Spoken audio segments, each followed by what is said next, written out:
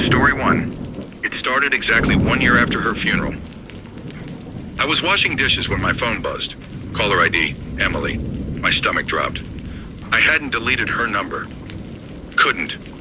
Part of me kept it out of nostalgia, or guilt, or superstition. The number called again. I didn't answer. My hands trembled as I set the phone down. Emily, my ex-girlfriend, had died in a car crash. Head-on collision, no survivors. Closed casket funeral. I never got to say goodbye properly. We had broken up 2 weeks before it happened.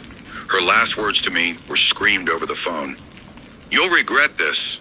You'll see me again." Back then, I didn't think much of it. Now, it echoed louder. Later that night, the phone buzzed again. Same number, this time a voicemail. I hit play, just breathing. Low, wet, like someone gasping underwater. Then faintly, barely audible. "Why didn't you come with me?" I called her mother the next day, asked if maybe Emily had changed her number before the accident, if someone could be pranking me. Her mother was quiet for a long moment, then said, "You're not the first person to get a call." "What?" Her sister heard her voicemail password change 3 months after she died. She hung up. I checked my phone records. The number was real, but registered under no carrier. Like it existed, but didn't. No trace of it. The voicemails kept coming. Each one a little longer. More. Distorted. Once I thought I heard a scream behind the breath. Another time, my name, choked out like a death rattle. I blocked the number. The next day, I found a voicemail from a new number. Same voice. "You can block me, but you can't forget me." A week later, I saw her. Not on the street. Not a hallucination. In my mirror. I was brushing my teeth when I looked up and saw Emily standing behind me. Soaked, eyes cloudy, her mouth open like she was still screaming. I spun around. Nothing. Turned back. Gone. That night, my bathroom mirror had a message written in fog. "Come with me." I didn't shower for 3 days. Then the dreams began. Always the same. I'm in a car, driving a winding forest road. Rain pelts the windshield. Emily sits beside me, quiet, pale, staring ahead. There's a bridge coming up. She says nothing, just turns her head and smiles. The kind of smile I've never seen on her face before. Then we crash. Every night. Every time I wake up at 3:33 a.m., heart racing. And every time my phone screen lights up. Unknown number, one new voicemail. I never play them anymore. I delete them immediately. But they keep coming back. One morning I found all the deleted voicemails restored, each one labeled, "Don't leave me." My current girlfriend, Amy, started noticing things too. "Who's the woman in your hallway mirror?" she asked one night. I froze. "There was someone standing behind you," she said. Long hair, dripping wet. Her eyes looked wrong. I checked the mirror. Nothing. That night, Amy stayed over. Around 3 a.m., I woke up to her screaming. She said something had grabbed her ankle, cold, like ice, and whispered, "He's mine." She moved out 2 days later. Blocked my number. I don't blame her. On Emily's birthday, a package arrived on my doorstep. No label, no address. Inside was a wet, broken phone. Her phone. Same one she had the night she died. Still logged into her voicemail. It played on its own. "This could have been us. Don't you miss me? Don't you want to be with me again?" I threw it in the garbage. The next morning, it was on my bed. Still wet? I went back to the accident site, the bridge. It's been rebuilt now, but the tree she crashed into is still scorched. I sat there in the car staring at the forest. And then I saw her, Emily, standing by the tree, soaking wet, hands dripping. She didn't move, just watched. I blinked and she was gone. But the passenger seat beside me was wet. That night I decided to answer her call. At 3:33 a.m., the phone rang. I picked up. No sound for a long time. Then softly, "It hurts. It's cold here. Come with me. Just say yes. I didn't answer. The phone grew hot, burning hot. I dropped it. It kept whispering, even with the battery pulled. Say yes, say yes, say yes. I started seeing her everywhere. Windows, reflections, in videos I never recorded, in voicemails I never played. My apartment flooded randomly one night. No pipes burst, just soaking wet footprints leading from the front door to my bed. Then the smell of lake water and lilies, Emily's favorite flower. I tried everything. Mediums, priests, burning sage, cold showers, baptism, therapy. Nothing stopped her. Then I found the final voicemail, one I couldn't delete. If you won't come to me, I'll come to you. I smashed the phone.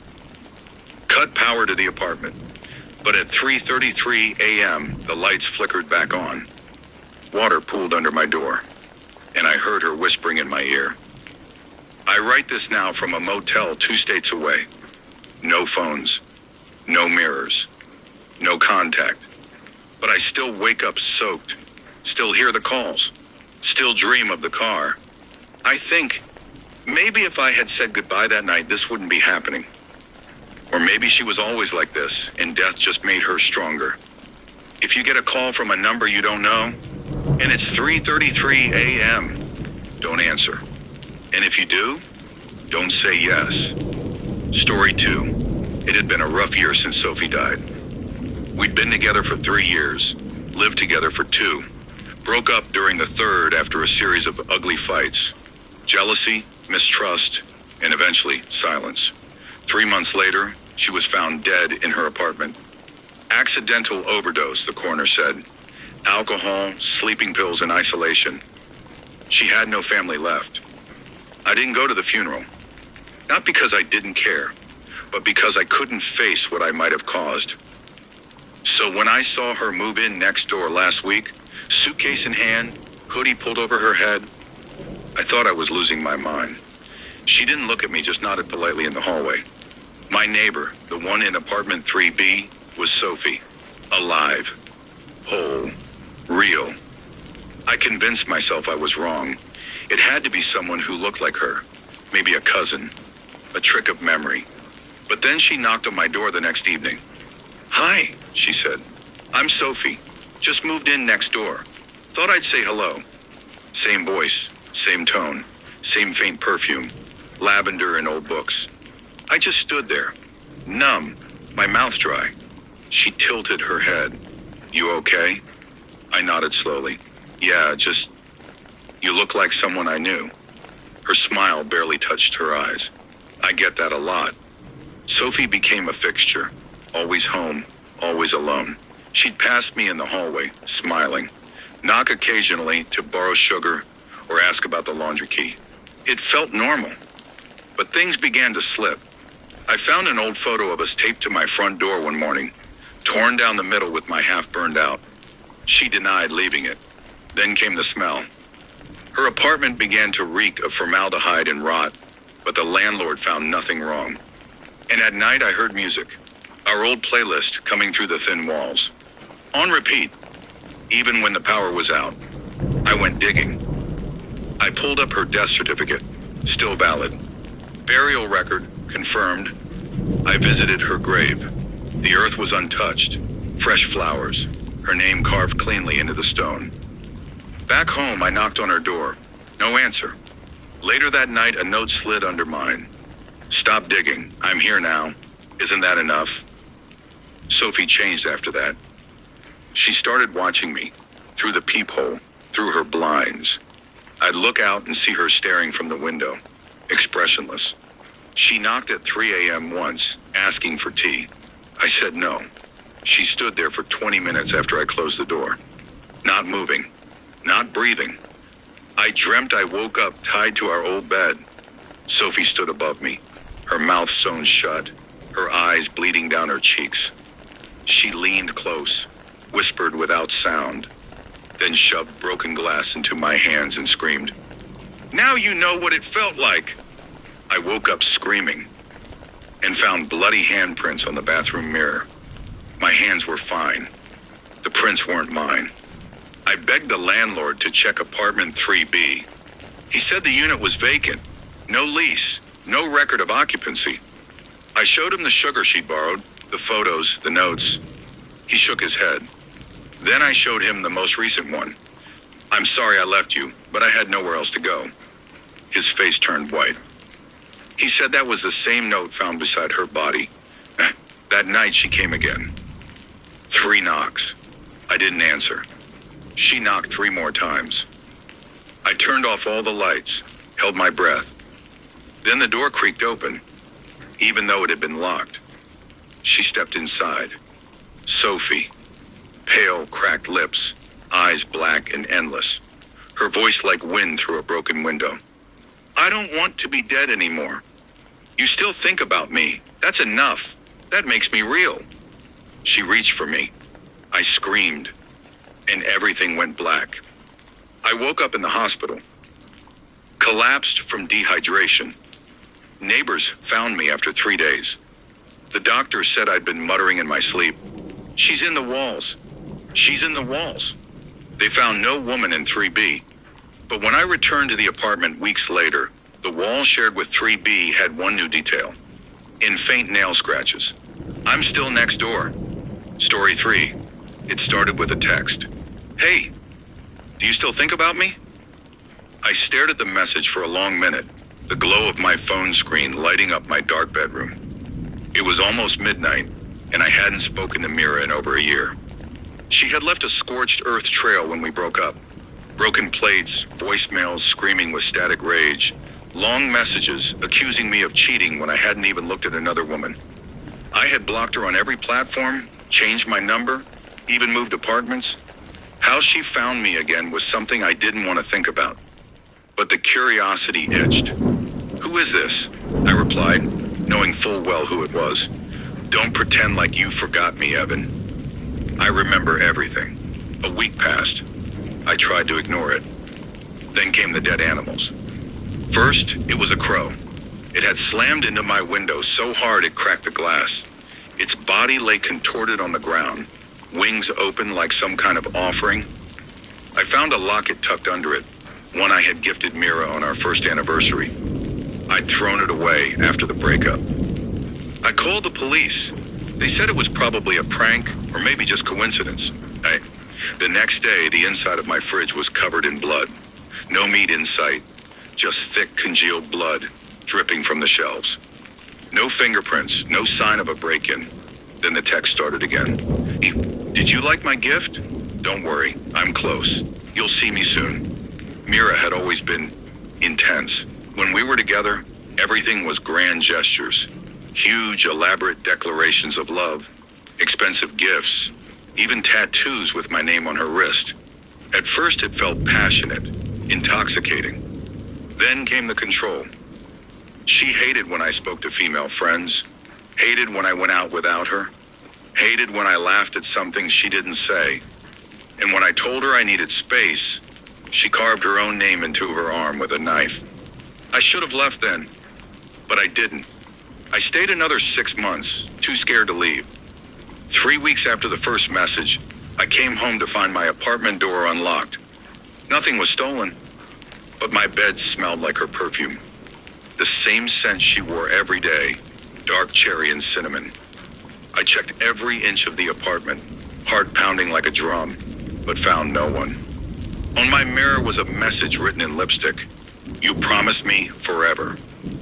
I stood there, breath ragged, and watched as the lipstick words began to melt, slowly dripping down the mirror like blood.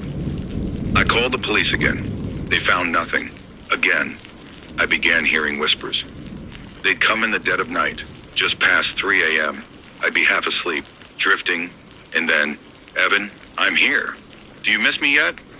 The first time I heard it, I ran around the apartment, armed with a kitchen knife, certain someone was hiding in the shadows. But there was no one. The second time I recorded it, the voice didn't show up on the playback. Then came the dreams. In them, Mira would be sitting at the foot of my bed, hair soaked in blood, eyes milky white.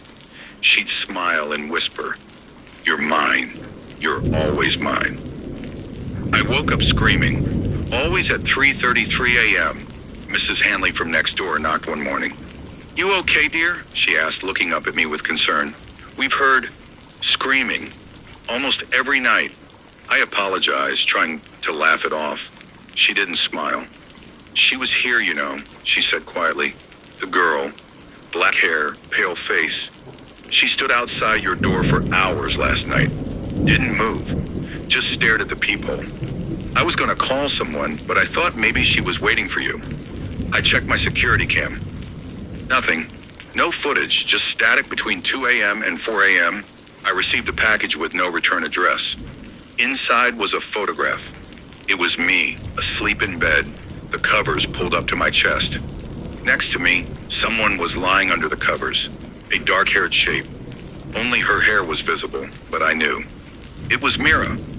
On the back of the photo, in red ink, it read, "We sleep better when we're together." I stopped sleeping. I was afraid to close my eyes. My friends thought I was losing it. Maybe I was. I tried staying at hotels, but she found me every time. The cherry perfume would follow. My things would move on their own. My reflection in the bathroom mirror would sometimes smile at me when I wasn't smiling back. I shaved my beard once, only to wake up the next morning and find it had grown back overnight. Just like how she used to like it. She was doing something to me, changing me. I contacted a spiritualist. Desperate times. He came to my apartment with sage, candles, and strange salt circles. "Something is attached to you," he whispered, trembling. "It's not human. It may have once been, but she's become something else. Obsession has given her power." He began chanting. That's when the lights went out. The room went ice cold. From the shadows, I heard her voice, clearer than ever. "Don't take him from me." The candles blew out. The spiritualist screamed. When I turned on the lights, he was gone. Only his shoes remained, smoking. Things got worse. I would black out, only to wake up hours later somewhere else. Once in Mira's old neighborhood, sitting on a bench she used to love. Another time standing in her old bedroom, which should have been locked and abandoned. My phone had pictures I didn't take. Pictures of me smiling, cooking, singing to myself in a voice I hadn't used in years. I wasn't alone inside me anymore. She was inside me. I tried ending it. I took pills, a lot of them. I wanted it to stop. But when I woke up in the hospital, Mira was sitting in the corner of the room watching me. Nobody else could see her, but I could. "You said forever," she whispered. "You don't get to leave me." I was discharged a week later. Friends called. I didn't answer. I couldn't speak anymore. My voice was not mine. I had begun whispering things in Mira's voice, even when I didn't mean to. That brings us here. Now, I write this as a warning. If you ever meet someone who loves too much, too deeply, who says things like, "We're meant to be after a week, run. Love shouldn't consume you." Because sometimes they mean it literally. Tonight, I feel her hand in mine as I type. She guides my fingers across the keyboard. She's smiling beside me. You can't see her, but she's here. And she says we're going to visit you next. She says she wants to make a new friend. She says your name very clearly. Turn around.